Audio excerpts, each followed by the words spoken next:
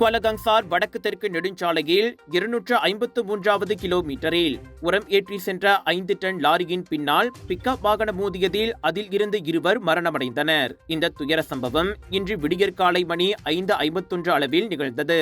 மிகவும் மோசமாக நொறுங்கிய நிலையில் காணப்பட்ட பிக்கப் வாகனத்தில் அதன் ஓட்டுநரும் அருகே அமர்ந்திருந்த பயணியும் சிக்கி இறந்து கிடந்ததை தீயணைப்பு வீரர்கள் கண்டதாக பேரா தீயணைப்பு மற்றும் மீட்புத்துறையின் நடவடிக்கைக்கான துணை இயக்குநர் சபரோட்சி நோர் அமாட் தெரிவித்தார். 25 வயதுடைய பிக்கப் ஓட்டுநரும் 22 வயதுடைய பயணியும் விபத்து நிகழ்ந்த இடத்திலேயே இறந்துவிட்டதை மருத்துவ பணியாளர்கள் உறுதிப்படுத்தினர். டாக்டர் அப்பாராவ் சன்னாசையின் த ரப்பர் எஸ்டேட் பாய், பால்வெட்டியின் மகன், பல்கலைக்கழக விரிவுரையாளரான சுயசரிதை. இவரின் மகள் டாக்டர் நிஷாந்தி அப்பாராவ் கைவண்ணத்தில் உருவான டிவினிட்டி இன் டைவர்சிட்டி 108 இந்து தெய்வங்களின் சுருக்க கதை. தந்தை மகள் படித்திருக்கும் இந்த சிறப்புமிகு நூல்களை உடனே வாங்கி படியுங்கள்.